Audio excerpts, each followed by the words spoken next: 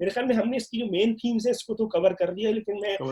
अली की तरफ अगर आऊं तो अगर इन तनाजात पर अगर अली मुख्तसरन थोड़ी सी रोशनी डालें तो फिर हम I mean, it depends how you look at it. I mean, I don't think it's necessarily a contradiction. क्योंकि साथ साथ SAC में ये भी कहते हैं कि बेसिकली कि इंडिविजुअल की ऑब्लिगेशन वो इसकी बात करते हैं, विजिलेंस सर्च फॉर नॉलेज, तो वो भी साथ साथ बेसिकली चलती है. But I mean ultimately I think that जो शायद ये कॉन्ट्रडिक्शन इस तरह से रिजॉल्व हो सके अगर हम इस बारे में सोचें कि लूकास के नजदीक कम्युनिस्ट पार्टी का असल में रोल है क्या या होना क्या चाहिए. ठीक. और अगर वो कम्युनिस्ट पार्टी की, जहां तक मेरी समझ में आता है, अगर तो उसके नजदीक कम्युनिस्ट पार्टी का रोल यह है कि एक तरह की वो कॉन्शियसनेस जो रेजिंग की बात करता है, कॉन्शियस की एलिवेशन की बात करता है, अगर तो वो है तो शायद मैं गलत हूं, मगर मुझे एक तरह से ये चीजें बुनियादी तौर पर मुतजाद नजर आती नहीं है. It's perfectly possible for that creative potential, to be kind of like to be informed by, this very important task of actually, जो कि कहता है कि this consciousness is actually educable. Again, मैं वो वर्ड इस्तेमाल करूंगा. बिल्कुल. कि educable. कि मगर potential जो उसके नजदीक working class में वो है. I mean, वो creative potential working class में ही है. तो I mean, like I said, I could be wrong, but I don't necessarily see that. You're right. As a contradiction, but that's a very interesting point that you made. In some ways, in his time, he's accused of again being too close to the anarchist syndicalist एक तरह से position. बाद में जाके it seems कि तनकीद ये होती है कि जी का पार्टी के बहुत बड़े हक में एक, मगर I think ये बात की तनकीद है. I think उसको इस तरह से हम समझ सकते हैं कि बात की तनकीद बेसिकली वो उस वक्त आ रही है कि after the experience of Stalinism. And after the experience of the centralization of the Communist Party of the Soviet Union, और उसका जो एक तरह से एक अथॉरिटेरियन जो कैरेक्टर बन गया था. बिल्कुल. And I think उस वक्त जब ये मोर्ली-पोंटी या जब ये सारी बातें कह रहे हैं, I think उस वक्त वो एक्सपीरियंस जो है वो जो एक तरह से जो हिस्ट्री रही है वो भुलाना बड़ी मुश्किल है.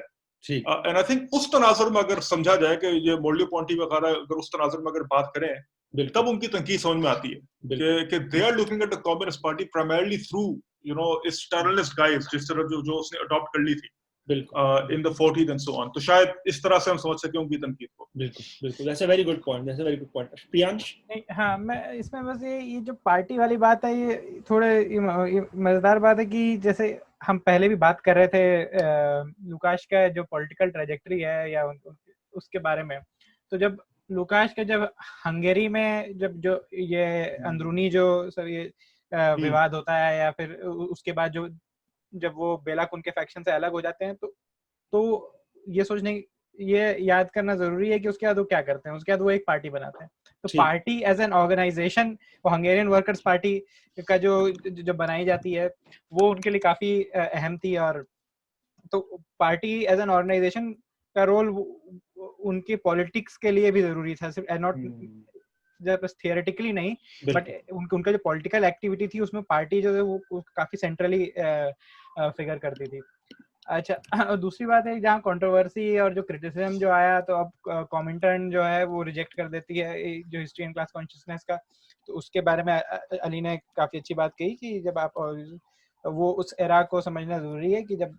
स्टालिन की बात थी और जो स्टालिन का essentially was this undisputed pretty much ये undisputed leader. तो अब आप लेकिन undisputed leader लेकिन काफी क्रिटिसिज्म था और उस समय वो वही था जो वो पर्जेस के पहले थोड़ा सा पहले का पीरियड जब ये किताब आती है, लेकिन उस समय जो भी स्टालिन के क्रिटिक्स थे उनके तरफ काफी कोऑर्डिनेटेड तरीके से क्रिटिसिज्म ऑर्गेनाइज किया जाता था. उसी का है कि क्योंकि इवन दो ये आई मीन लुकाश तो जैसा आपने पहले कहा कि लुकाश वेल ट्रैवल्ड है. अब आप 1930 में उनको मॉस्को बुला लिया जाता है, फिर वो राइज़ानोव के साथ वहाँ पे वो अपना ये लाइब्रेरी में अपनी रिसर्च कंटिन्यू करते हैं जब ये हंगरी छोड़ के जाते हैं. तो वेल ट्रैवल्ड थे और उनका काफी एक्सेस था अक्रॉस द लेफ्ट और इंटेलेक्चुअली. आफ्टर ये जो क्या आप 1920 में 1924-25 के जो वर्कर्स पार्टी बनने के बाद जो पॉलिटिकल डिसअपॉइंटमेंट थी, उसके बाद वो एक वो अपने आप को खुद एक एज थ्योरेटिशियन देखने लगते हैं और थियरी के साथ वो ज्यादा समय गुजारते हैं instead of active political activity. तो ये एक और बात याद रखने लायक है. लेकिन अब बात ये अंत में होती है कि अब लुकाश की जो पॉलिटिकल ट्रैजेक्टरी है वो इतनी कॉम्प्लेक्स है कि आप उसको अगर आप उस पर एक नैरेटिव देना चाहेंगे तो बहुत मुश्किल है, क्योंकि अब आप आगे चल के देखें कि 1956 में जब बुडापेस्ट अपराइजिंग में उनका क्या रोल था। अच्छा, उसके पहले 1956 के पहले वो मिनिस्टर थे हंगरी की सरकार में। तो लुकाश ने कई किरदार निभाए उन्होंने, और अब आप उनको देखते जाएं कि उन्होंने, वो थियरेटिशियन भी थे, वो पॉलिटिशियन थे, वो एक तरीके से लेफ्ट के इंटेलेक्चुअल थिंकर भी थे, और एक जिस तरीके से किसी भी जमाने में एक इंटेलेक्चुअल थिंकर और स्पेशली लुकाश की अगर बात करें, जो कि हमेशा पार्टी की लाइन नहीं ले रहे थे, तो सिर्फ इसी कारण उनके खिलाफ ये क्रिटिसिज्म, उनकी तरफ ये क्रिटिसिज्म आता था। और ये जो मल्टीपल वेरिंग कॉन्टेक्स्ट है उनको समझना जरूरी है, और मेरे ख्याल से एक अम्ब्रेला के अंडर लुकाश को ये कंबाइन करना बहुत मुश्किल है। अभी हम अगले एपिसोड में जब ऐसे उनके जो लिटरेरी आइडियाज और ये एस्थेटिक की जब बात करेंगे, अब हम उनका जो डिबेट, जो कॉन्टिन्यूस डिबेट था ब्रेख्ट के साथ, उसके बारे में होगी, तो वो एक्टिव डिबेटर, और वो अपने आइडियाज को, उनके कई तरीके और कई मायने थे उनके जो डिबेट्स में वो इन्वॉल्व थे। तो ये कंट्रोवर्सीज को समझने का एक ये तरीका है कि मतलब लुकाश ने, पार्टी उनके लिए काफी महत्वपूर्ण थी और काफी इम्पोर्टेंट थी, लेकिन उसके और भी आयाम है, और ये बात याद रखनी जरूरी है। बिल्कुल। अच्छा, ये जो दोनों प्रियांश और अली ने जो बात की कि जो लेनिन के बाद जिस तरह कमिंटर्न और रशियन पार्टी का जिस तरह जो इर्तिका हुआ, वो बहुत अहम है समझना इस हवाले से। अच्छा, तो जो कंट्रोवर्सीज हुई एचसीसी के हवाले से, अब जैसे कि पहले भी हमने इसका जिक्र किया कि ये जो एक टेंशन नजर आता है, जो बज़ाहिर टेंशन है, और अली ने सही कहा कि बज़ाहिर टेंशन है, असल में मेरे ख्याल में टेंशन नहीं है, स्पॉन्टेनिटी यानी कि खुदरोइयत और तंजीमी काम, यानी कि पार्टी का तंजीमी और ऑर्गेनाइजेशन साथ साथ चल सकता है। बिल्कुल साथ चल सकता है। और लेकिन ये डिबेट रही है, राइट, मार्क्सिस्ट थ्योरी में। तो मिसाल के तौर पर जब हमने रोजा पर प्रोग्राम किया, उसमें भी एक बात थी जो उसका ट्रेड यूनियन पर जो मशहूर और मास स्ट्राइक पर जो उनकी जो तसानीफ है। इसी तरह लेनिन पर तो हमने इस बारे में डॉक्टर आसिम सजाद अख्तर के साथ तफसीली बात की थी कि लेनिन का जो पार्टी डॉक्यूमेंट पार एक्सीलेंस समझा जाता है, what is to be done, उसके भी जिस तरह बाद में जिस तरह उसकी एक तशरीह सामने आई कि बिल्कुल आयरन डिसिप्लिन और कॉन्शियसनेस जो है वो बाहर से आएगी, जो कि एक्चुअली ये जो इंटरप्रिटेशन है what is to be done की, उसी जमाने में सामने आ रही है जिस जमाने में लुकाश पर ये तमाम तोहमतें लग रही। हालांकि जब हम what is to be done को भी जाके पढ़े और उसके सियाको सबाक में जिस तरह हमने अपने उन प्रोग्रामों में उनको प्लेस किया था, तो हमें नजर आता है कि what is to be done में भी इस तरह नहीं है कि वर्कर को लेनिन ने बिल्कुल जीरो कर दिया है। वो भी लेनिन भी जो है वो वर्कर की जो स्पॉन्टेनियस खुदरो शऊर है, उसके अंदर मुतजाद पहलू देख रहा है, जिसमें एक वो पहलू भी है जो कि राइफिकेशन और बुर्जुआ जो समाज है उससे समझौते का, और वो भी है जो उसके अंदर वो जिहत है जो बुर्जुआ समाज और इनकलाब की तरफ एक जिहत है। तो एक लेवल पे ये जो टेंशन और जो डिबेट्स हैं मार्क्सिस्ट थ्योरी में, ये करंट रही हैं, और लुकाश पर जो इस तरह के जो चार्ज लगे, मेरे ख्याल में मुझे ये लगता है, और ये बात ये तो बहुत बड़ी ऑब्वियस है कि ये उस जमाने में जो लेनिनिज्म, सो कॉल्ड लेनिनिज्म की जो तशरीहात सामने आ रही थी, उससे काफी ओवर डिटरमिन्ड है ये चार्जेस। इसी तरह मिसाल के तौर पर एक जो डिबेट जो हमने, अभी हम इस पर तफसील में नहीं जाएंगे, इतनी अहम यहाँ पर इस वक्त नहीं है, लेकिन डायलेक्टिक्स ऑफ नेचर की उस वक्त डिबेट थी, राइट। तो लुकाश ने एंगल्स को क्रिटिसाइज किया, और लुकाश ने क्योंकि और मेन स्ट्रीम साइंस को भी क्रिटिसाइज किया, तो लुकाश ने ये तक एक पॉइंट पर कहा कि जो डायलेक्टिक्स यानी कि एचसीसी में ये वो कहते हैं कि जो जिदलियात के जो दायरा कार है वो समाजी प्रोसेस तक है, फितरी प्रोसेसेस में नहीं है, नेचुरल प्रोसेस में नहीं है। और ये of course this was almost here से, राइट, क्योंकि इस जमाने में जब सोवियत यूनियन में एक बिल्कुल नई तहजीब बनाने आप जा रहे हैं, और इसमें कोई शक नहीं, उसमें जो भी गलतियां हुई और जो भी ब्लंडर्स हुए, लेकिन वो नई तहजीब का मुकम्मल ऑलमोस्ट टोटल वॉल्टन शाउंड का तस्वर था कि हम एक नया इंसान, नया समाज बना देंगे जिसमें हमारे पास एक ऑलमोस्ट टोटल कंसेप्शन है दुनिया का, जिसको बाद में ग्रामशी वॉल्टन शाउंड कहते हैं, विच इज मार्क्सिज्म और डायलेक्टिक्स। और वो महज इंसानी रिश्तों के बारे में नहीं है, वो इंसान की नेचर से रिश्ते के बारे में भी है। तो जब लुकाश ने नेचर और सोसाइटी को उस तरह अलग किया, जो कि मेरे ख्याल में उसकी थॉट में प्रॉब्लम है, वो बाद में आइडेंटिफाई करता है, तो ये भी एक कंट्रोवर्सी खड़ी हो गई, क्योंकि बाद में जो साइंस के हवाले से डिबेट्स थी सोवियत यूनियन में बहुत अहम हो जाती है, लाइसेंको वगैरह, ये खैर अपनी तौर पर एक कहानी है। लेकिन अब मैं जो हूँ वो आऊंगा हम थोड़ा सा एंड की तरफ हम आएंगे कि हम थोड़ा सा बात कर लें कि जो लुकाश की जो तसव्वुरात थे, इनकी आफ्टर लाइफ क्या थी, और ख़ास तौर पर मैं अली से इस बारे में बात करना चाहूँगा, फिर बाद में हम अली से इस बारे में बात करेंगे, हम जो क्रिटिकल थ्योरीज को कहा जाता है, जो फ्रैंकफर्ट स्कूल की रिवायत है, और फिर हम इख्तिताम करेंगे मेरे ख्याल में लुकाश और एक अल्थुज़र का जो ऑलमोस्ट स्टेज्ड इनकाउंटर है, जो कि मेरे ख्याल में हमारी सीरीज के लिए बाद में काफ़ी अहम हो जाएगा। लेकिन उससे पहले कि मैं अल्थुज़र वाली बात पर आऊँ, मैं अली से कहूँगा कि थोड़ी सी अगर पिछली वाली बातों पर भी कुछ रोशनी डालना चाहें तो प्लीज, और ये आगे की भी जो इसकी जो आफ्टर लाइफ है लुकाश के आइडियाज की, उस बारे में भी थोड़ी बात करें। यार ये बड़ा मुश्किल सवाल है, क्योंकि जो फ्रैंकफर्ट स्कूल है उसकी ज़ाहिरी बात है वो कई वजूहात की वजह से वो मशहूर है, और I think as a collective Frankfurt school को समझना एक बात है, मगर उसमें जो इनफरादी जो लोग हैं उनके काम को समझना एक तरह से वो थोड़ा सा मुख्तलिफ है। कि अडोर्नो हो गया, मार्कुज़ो हो गए, ब्लॉक हो गए, हॉर्खहाइमर हो गए, और सबसे बढ़ के ऑब्वियसली बेंजामिन हो गए, कम से कम मेरी नजर में। बट आई थिंक अगर दो चीजें अगर मैं रखना चाहूँ सामने आपके, वो मेरे ख्याल से ये होंगी कि आई थिंक अगर फ्रैंकफर्ट स्कूल के हम कॉन्टेक्स्ट को जरा समझ लें तो वो भी मेरे ख्याल से I think that could lead us very well from Lukacs to Frankfurt school के क्यों एक तरह से वो आइडियाज किस तरह से आगे जाते हैं। और बुनियादी तौर पर बात यह है कि फ्रैंकफर्ट स्कूल जब आता है 1930s में, बेसिकली उसका वजूद जैसा कि आप जानते हैं होता है। हॉर्खहाइमर जो है वो इंस्टीट्यूट सेटअप करता है, जो जिसका बेसिकली मकसद बेसिकली यह है which is to in some ways diagnose, if I would put it that way, German society. अब यहाँ पे बड़ा बुनियादी मसला है, और बुनियादी मसला एक तो वही है जो सवाल जो हमने जिसकी निशानदही की थी कि जी के इनकलाब के दैट प्रॉमिस्ड इनकलाब, उसका क्या एक तरह से क्या बना। मगर दूसरा बड़ा इनका ये बड़ा जो इनका मसला है वो obviously is anti Semitism. all are German Jewish intellectuals, and I think especially after the war, this question is paramount. What happened effectively? कि जो जिस क्लास की आपने निशानदेही की एयाज, जो कि एक क्रिएटिव फोर्स थी, जो कि अपनी एक कॉन्शियसनेस रेजिंग के जरिए बेसिकली इन तमाम चीजों को एक तरह से उलट सकती थी। Why is it that in some ways very same revolutionary vanguard of sorts, उसमें ये पाया गया कि it became in some ways perhaps seduced by fascism। तो ये बड़ा एक अहम सवाल है उन सब के लिए, और इसलिए वो जो है इनका आपको इनकी राइटिंग से बड़ा फोकस मिलता है on culture and mass culture in particular, and how mass culture is a distorting prism, if I can put it that way। अब मुझे नहीं पता उसको उर्दू में क्या मैं की तरह से कहूँगा, बट एक ऐसे बेसिकली एक विंडो है कि जिसके जरिए आपकी नजर जो है वो डिस्टॉर्ट हो जाती है, it becomes refracted perhaps। तो एडोर्नो की राइटिंग्स आप देख लीजिए, एडोर्नो की बेतहाशा एडोर्नो ने लिखा मिसाल के तौर पे, और music specially jazz and mass kind of like commodity music, which was जो कि, और उसका बेसिकली क्या होता है, बेंजामिन ने भी एक तरह से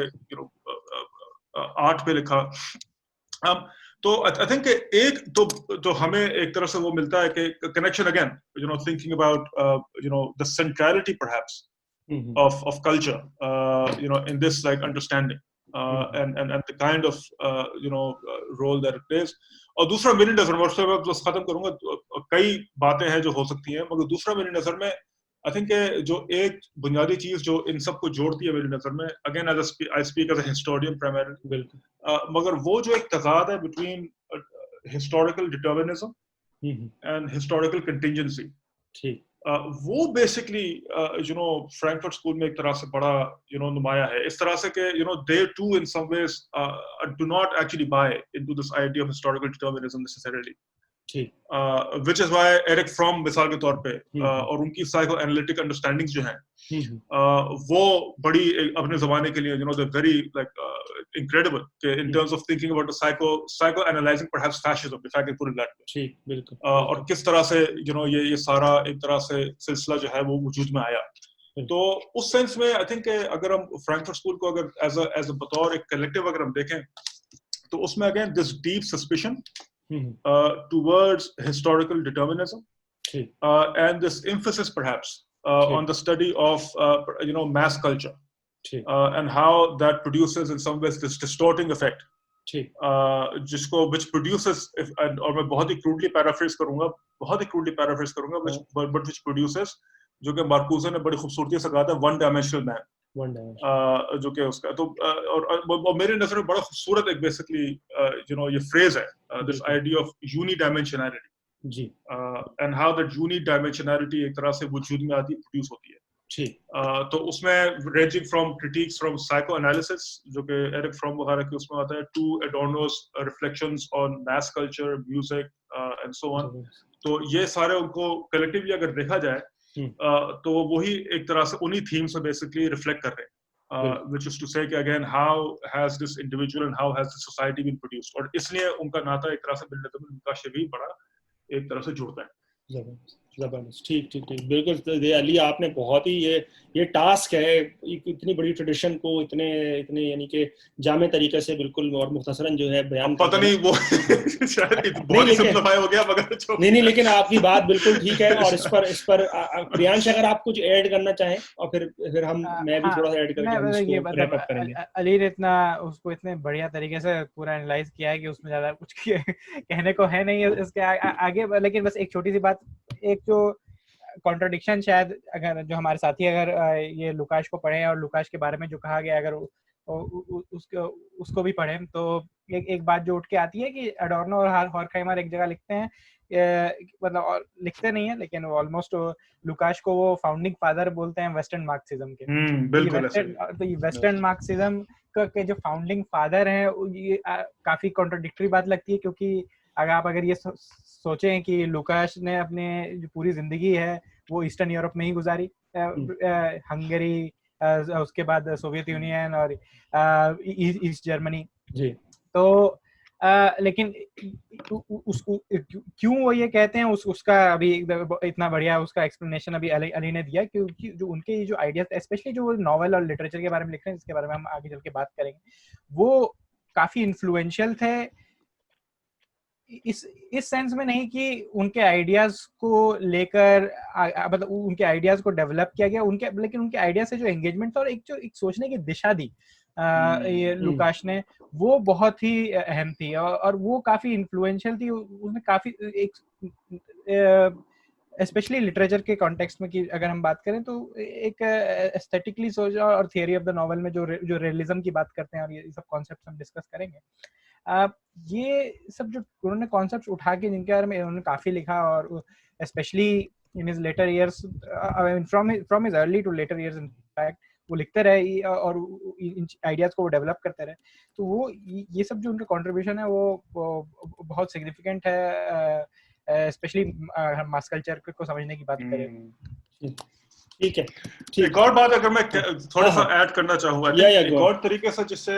और इसमें मैं खत्म करूंगा, एक तरह से एक और तरीके से लुकाश एक तरह से जुड़ता है वो और वेस्टर्न मार्क्सिज्म का एक पूरा ट्रेडिशन अगर हम समझे कि एडोर्नो एक मौके पे, एडोर्नो और हॉर्खहाइमर एक मौके पे कहते हैं कि आई मीन इट्स एक्स्ट्राऑर्डिनरी कि जो डायरेक्टिव्स ऑफ एनलाइटनमेंट है उस काम में, और बाद में एडोर्नो खुद कहता है कि जब एक तरह से एक स्लोगन बनता है कि द एनलाइटनमेंट इज टोटलिटेरियन, और ये बड़ा एक it's an incredible idea for its time.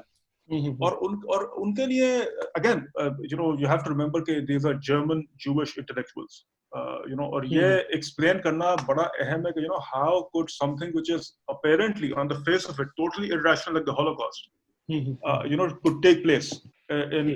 in such a on the face of it in such an advanced developed country like Germany। और यहाँ पे और वो बेसिकली एक तरह से एनलाइटनमेंट की एक जो उसकी अगली जो उसकी जो बदसूरत शक्ल है वो उसको अनकवर बेसिकली करते हैं कि एक तरह से एनलाइटनमेंट जब हम सोचते हैं एनलाइटनमेंट के बारे में समझते हैं कि जी के द रूल ऑफ रीजन, मगर उनके लिए यही मसला है कि how the rule of reason has become totalitarian, how the rule of reason has become oppressive. कैसे?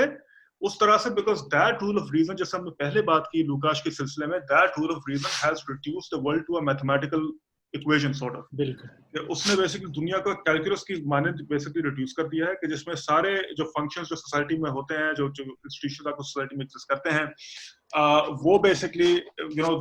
they exist to fulfill a particular logic of capitalist exchange in which more importantly nature is dominated, in which human beings are dominated precisely for the same purpose, और यहाँ पे colonies का भी basically अगर आप लाना चाहें जिक्र तो आप ला सकते हैं। बट अगेन आई मीन किस तरह के जो अगर हमने पहली बात की थी, बहुत लंबी बात होगी, समेटूंगा अभी इसको, कि जब हमने पहले बात की थी कि ऐसे लूकाश वेबर और सिमेल को लेते हुए जब वो बात करते हैं about this alienated society, about society जो कि एक रैशनल प्रिंसिपल पे एग्जिस्ट करती है, वही रैशनल प्रिंसिपल जो है, वही रैशनैलिटी जो है ओटोनो के लिए एक तरह से कल्मिनेट्स इन द हॉलोकॉस्ट। और अगर एक किताब अगर आप पढ़ना चाहें, दोस्त अगर पढ़ना चाहें, तो मैं I could not recommend it highly enough, it is Zygmunt Bauman's sociology after the Holocaust. I think it's a very important book, और उसमें मेरे ख्याल से जो एक्सप्लेनेशन जो मैं बहुत ही मुश्किल से दे पा रहा हूँ, सिंप्लीफाई करना चाह रहा हूँ, वो उसमें काफी है ज़ख़ीम तौर पे एक तरह से वो दी हुई है। तो हाँ, मेरे ख्याल से ये भी एक तरह से। बिल्कुल, बहुत बहुत शुक्रिया अली। मैं इसमें थोड़ा सा ऐड करूंगा जिस तरह, और थोड़ा सा अगेन थोड़ा सा दिशा दूंगा कि हम आगे इसको किस तरह ले जाएंगे और फिर इसको रैप अप करते हैं। जब अली ने जो बात की, प्रियांश ने बात की, बहुत अहम है, क्योंकि जो मास कल्चर वाली बात है, इंस्ट्रूमेंटल रैशनैलिटी वाली बात है, वन डिमेंशनल बात, मैन वाली बात है, जो कि बाद में Frankfurt school of critical theory की जो पूरी रिवायत है, जिसको बाद में वेस्टर्न मार्क्सिज्म भी कहा गया। अब ये जो तशरीह है इसकी इस तरह करना कितनी ज़्यादा इसमें एक्यूरेसी है और सच्चाई, ये एक अलग बहस है। लेकिन इसकी एक बहुत अहम बात ये है, जो कि हमने पहले भी बात की थी, कि ये मार्क्सिस्ट जो और मार्क्स के अंदर आइडियोलॉजी थ्योरी जिसको हम कह सकते हैं, अगर कोई आइडियोलॉजी थ्योरी है, उसमें बड़ी सादा बात करूँ तो कुछ मुख्तलिफ स्ट्रैंड्स हैं। एक स्ट्रैंड है जो कि हमारे कॉन्टेक्स्ट में ज्यादा मशहूर है, और जो सो कॉल्ड स्ट्रेटेजिक या ईस्टर्न मार्क्सिज्म के साथ मुंसलिक रहा है, वो रूलिंग क्लास, रूलिंग अपैरेटस और रूलिंग आइडियाज के दरमियान जो है, जो रिश्ता है, जो बालादस्त तबकात, बालादस्त इदारे और बालादस्त जो ख्यालात होते हैं, जो हुक्मरान तबके ख्याल होते हैं, उनके साथ जुड़ा हुआ है, जो जर्मन आइडियोलॉजी से बेसिकली निकलता है। और दूसरा स्ट्रैंड अगर मैं बहुत ही मोटी मोटी बात करूं तो वो है जो कि लूकाश और बाद में फ्रैंकफर्ट स्कूल वाले जो मुफक्किरीन है वो आगे इसको बढ़ाते हैं, और वो है कमोडिटी फेटिशिज्म वाला स्ट्रैंड, कि किस तरह महज बुर्जुआजी की या हुक्मरान तबके की कोई दानिस्ता साजिश नहीं, बल्कि उनके जो लाइफ प्रिंसिपल है, जो कि स्ट्रक्चर्ड है बुनियादी तौर पर कमोडिटी और सरमायादाना अशिया के जरिए, वो किस तरह अपने वतन से इस तरह का शऊर पैदा करता है, जिसका मंतकी इंजाम जो है वो रीजन और रैशनैलिटी के अंदर से रैशनैलिटी है, जिसको फिर बाद में वन डायमेंशनल मैन और हॉलोकॉस्ट। तो ये जो एक स्ट्रैंड है आइडियोलॉजी थ्योरी का, जो कमोडिटी फेटिशिज्म, राइफिकेशन, ये इसको हाईलाइट करना, इसको सामने लूकाश की बहुत बड़ी कंट्रीब्यूशन है, जिसको फिर बाद में सो कॉल्ड वेस्टर्न मार्क्सिज्म की जो रिवायत है वो आगे बढ़ाती है। दूसरी तरफ अगर हम देखें तो एक तरफ, और मैं बिल्कुल अंदेशा इसका दूंगा और रैप अप करूंगा, वो ये कि लूकाश की जो क्रिटिसिज्म होती है बाद में अल्थुजर के हाथों, जो कि हम बाद में आएंगे जिस पर, और वो होती है लूकाश की हेगेलियनिज्म के ऊपर, और जिसको अल्थुजर कहते हैं एक्सप्रेसिव टोटलिटीज। अब इससे हमारा मतलब क्या है, जिस तरह हमने पहले भी जिक्र किया था कि लूकाश के मुताबिक तमाम, एक उसकी स्ट्रेंथ भी वही है और उसकी वीकनेस भी वही है। लूकाश के मुताबिक सरमायादाना निज़ाम की जो खमीर है, जो एसेंस है, वो प्रोसेस ऑफ प्रोडक्शन है। प्रोडक्शन का जो स्फीयर है और उसमें जो कमोडिटी जिस तरह पैदा होती है और जिस तरह उसका एक शऊर पर और अमल पर जो असर पड़ता है, वो तमाम हमें लूकाश के मुताबिक ये सरमायादाना जो समाज है उसके शऊर की तमाम जो राज अफशा वहीं से हो सकते हैं। अच्छा, एक लेवल पर और इसी वजह से प्रोडक्शन के स्फीयर में जो सब्जेक्ट है वो यूनिफाइड है, और वो है प्रोलेटारिया, जिसके अंदर एक तारीखी मिशन है, जिसका बाद में जब अल्थुजर आते हैं तो उसको क्रिटिक करते हैं। वो ये कहते हैं कि ये बुनियादी तौर पर लूकाश ने ये किया, और ये बात बड़ी समझ में आती है अगर हम तो सोचें। अल्थुजर ये कहते हैं कि लूकाश ने ये किया है कि हेगल ने जिधर subject object of history absolute spirit को बनाया था, रूह मुतलक को बनाया था, उसने उठाकर जो है वो रूह मुतलक और एब्सोल्यूट स्पिरिट के बजाय प्रोलेटारिया को जो है वो सब्जेक्ट ऑब्जेक्ट ऑफ हिस्ट्री बना दिया। और जिस तरह हेगल के मुताबिक समाज के तमाम पहलू, तारीख का तमाम इर्तका, तारीख के तमाम मराहिल महज उस एब्सोल्यूट स्पिरिट ही की बेगानगियत के मुख्तलिफ अशकाल हैं, उनकी अपनी हकीकत लेवल पे सामनी है, सेकेंडरी है। इसी तरह अल्थुजर ये कहते हैं कि लूकाश की जो ह्यूमनिज्म है, जिसको हिस्टोरिसिज्म कहते हैं, उससे ना आप मार्क्सिज्म एज अ साइंस समझ सकते हैं, ये अल्थुजर की क्रिटिक है। बहुत मुख्तसर, हम इस पर तफसील में बाद में बात करेंगे। और ये कि एक्चुअली लूकाश का जो प्रोलेटारिया का जो सब्जेक्ट है वो रियल सब्जेक्ट ही नहीं है, वो एक्चुअली स्पिरिचुअल सब्जेक्ट है, और वो इसलिए क्योंकि लूकाश बेसिकली अल्थुजर के मुताबिक एक रेजिडुअल हेगेलियन है। ये जो डिबेट है humanism, historicism, Marxism as a science, Marxism में अगेंस्ट सब्जेक्ट की जो सोशल थ्योरी में जनरली सब्जेक्ट का जो किरदार है, ये ऑफ कोर्स जैसे कि मैंने बताया अल्थुजर, बाद में फूको, बाद में पोस्ट स्ट्रक्चरलिज्म में बहुत अहम हो जाती है। और इधर ही मैं इस वक्त काम करूँ कि इन डिबेट्स को हम बाद में भी उठाएंगे जब हम आगे जाकर माओ, अल्थुजर और ग्रामशी के हवाले से तफसीली डिस्कशन करेंगे। मैं बाकी साथियों का, प्रियांश साहब का और डॉक्टर अली रजा का जो है वो बहुत शुक्रगुजार हूँ। बहुत शुक्रिया। I hope you guys enjoyed it. Thank you very much for coming. और क्या कहते हैं कि अगले प्रोग्राम में हमारे साथ मौजूद होंगी डॉक्टर सारा हुमायूं, वो भी लम्स यूनिवर्सिटी से ताल्लुक़ रखती हैं और उनका काम भी लिटरेचर पर है। और हम उनसे लुकाश के जो सो कॉल्ड गैर सियासी, हालांकि वो गैर सियासी नहीं है, लिटरेचर, एस्थेटिक्स वगैरह भी जो उनके ख्यालात हैं, जो उनकी डिबेट्स रही, साथियों ने ब्रेख्त की बात की ब्लॉक के साथ, उन पर जो है वो रोशनी डालेंगे। जब तक तमाम साथियों को कहेंगे कि ख्याल रखें, हमारे चैनल से सब्सक्राइब करें, साथ में छोटी सी घंटी उस पर क्लिक करें और इंशाल्लाह आपसे जो है वो हफ्ते 2 हफ्ते में फिर से मुलाकात होगी।